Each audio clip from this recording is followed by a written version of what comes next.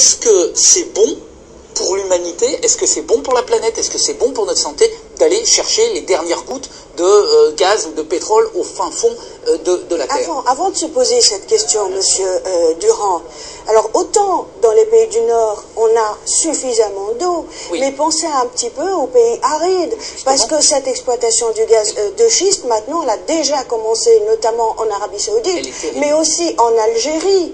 Par la France. En France, on ne peut pas faire ça. On va faire ça où? En Ardèche, en Corrèze, les gens vont évidemment hurler. Non, tandis que dans les pays, en Algérie ou ailleurs, on peut facilement le faire, parce que la parole est beaucoup moins au peuple, et que par ailleurs, l'argument économique, etc., prime sur tout autre argument.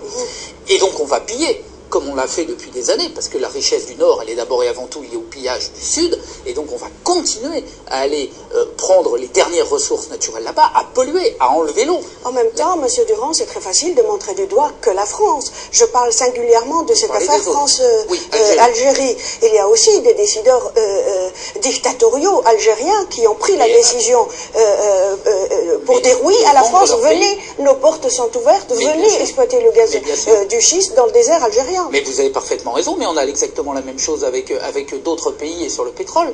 On voit très bien que la manne, les ressources fossiles, j'ai dit tout à l'heure, ont pillé le Sud. Regardez le Nigeria, pour parler d'un exemple connu, classique, le Nigeria avec ses ressources en pétrole.